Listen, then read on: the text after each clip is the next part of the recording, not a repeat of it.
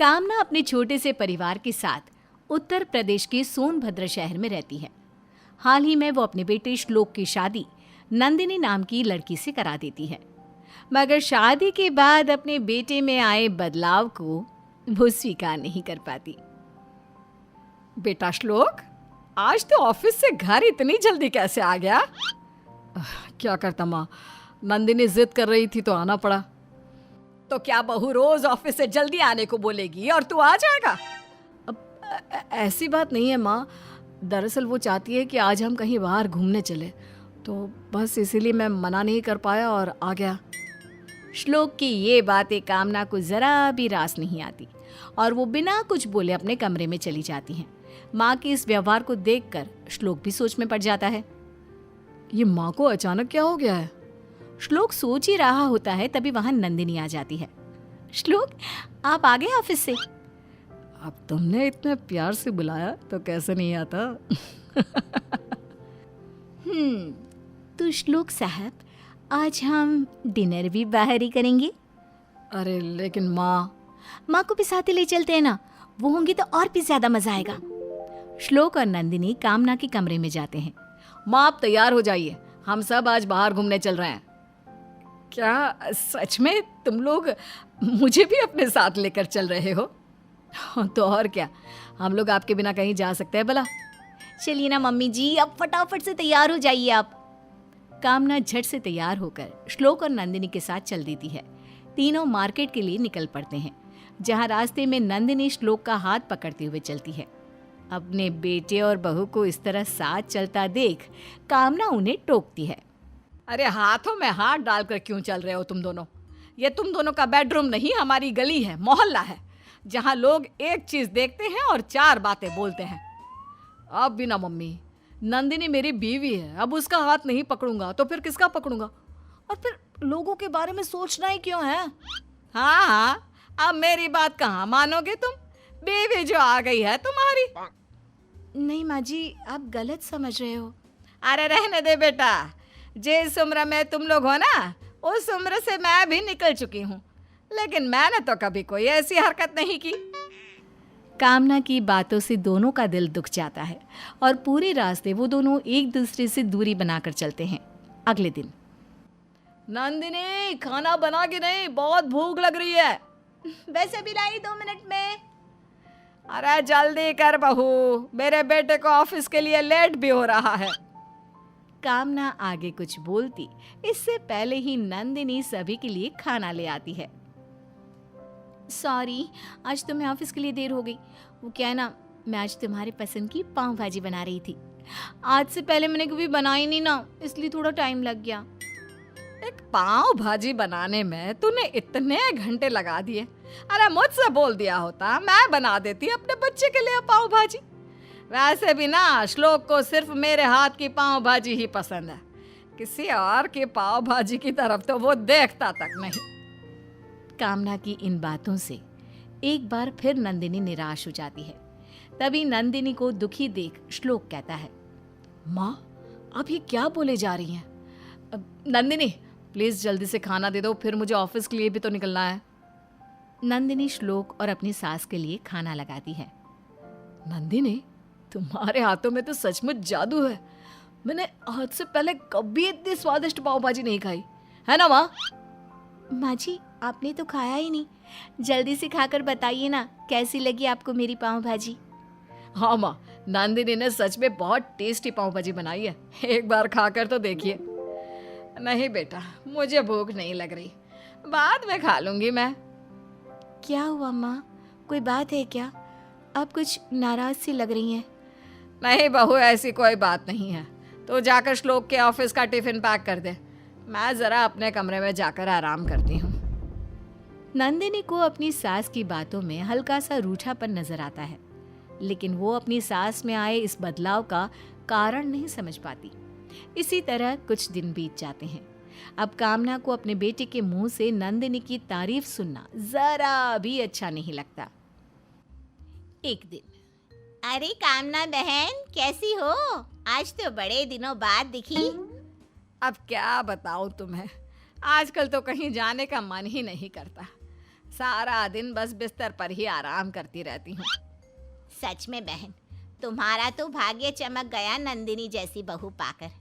और एक मेरी बहू को देख लो, बिस्तर तो छोड़ो, सोफे पर भी चैन से नहीं बैठने देती। कामना और शालिनी बात कर रहे होते हैं, तभी उधर नंदिनी भी आ जाती है। वो पीछे खड़ी होकर उनकी बातें सुनने लगती है। हाँ, इस मामले में तो मेरी बहू बहुत अच्छी है, पर क्या कोई बात है क्या? और तू इतनी दुखी क्यों लग रही है?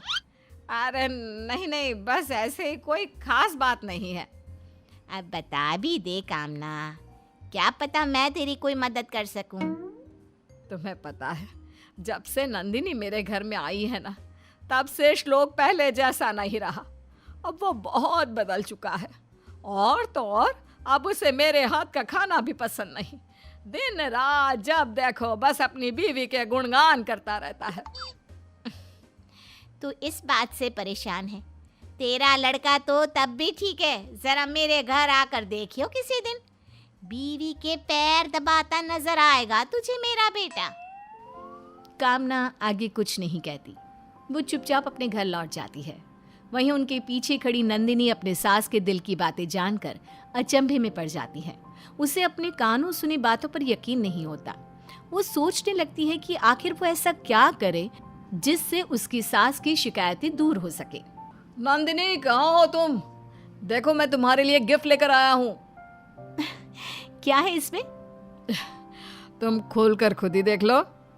नंदिनी गिफ्ट खोलकर देखती है। वाह, ये तो बहुत सुंदर नेकलेस है। मैं जानता था तुम्हें ये नेकलेस जरूर पसंद आएगा। अचानक से नंदिनी की नजर दूर खड़ी अपनी सास पर जाती है। उसे अपनी सास की कही बातें याद आ जाती है। श्लोक, ये तुम मम्मी जी को दे दो प्लीज। मैं क्या करूंगी इसका? तुम तो जानती ही हो मुझे इन सब का कुछ खास शौक भी नहीं है। तुम ऐसे क्यों बोल रही हो नंदिनी? क्या तुम्हें ये हार पसंद नहीं आया? हार ठीक है, पर कुछ खास भी नहीं है। मुझे ये ज्यादा पसंद नहीं आया। आप एक काम कीजिए ना, ये हार आप मम्मी जी को दे दीजिए।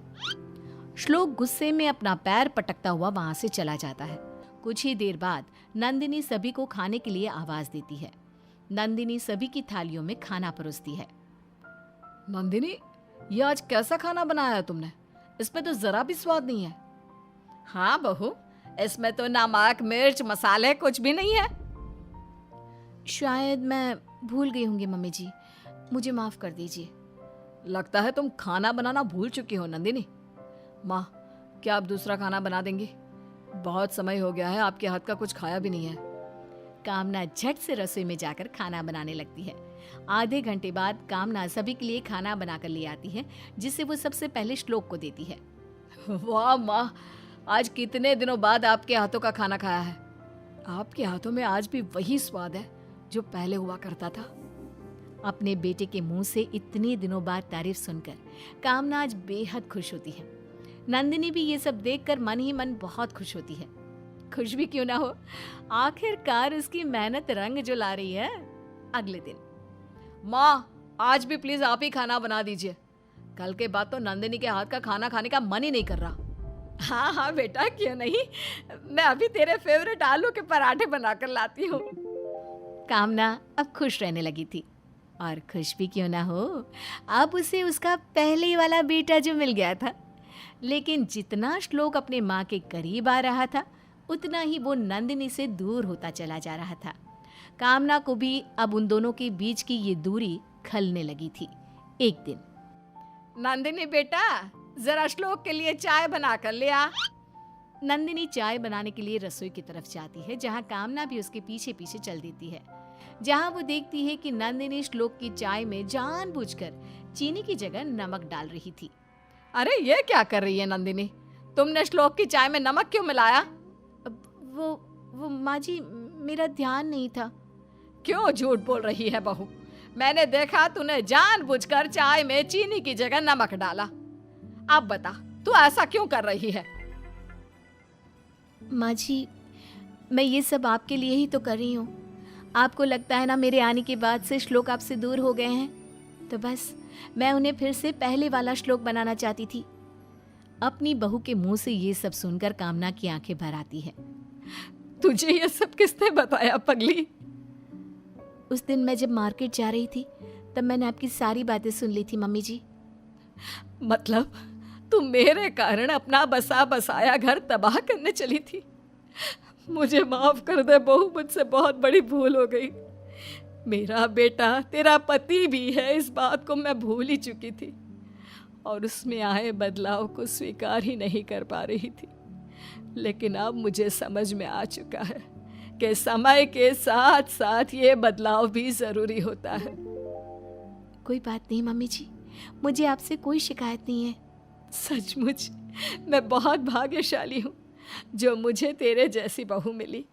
चल अब फटाफट से श्लोक के लिए एक बढ़िया सी गर्मा गर्म चाय बना दे, और हाँ, नमक वाली नहीं, चीनी वाली। जी मम्मी जी। रसोई के बाहर खड़ा श्लोक दोनों की सारी बातें सुन लेता है और मुस्कुराकर वहां से चला जाता है। अब कामना जी को दोनों से कोई शिकायत नहीं होती और तीनों खुशी खुशी साथ रहते हैं।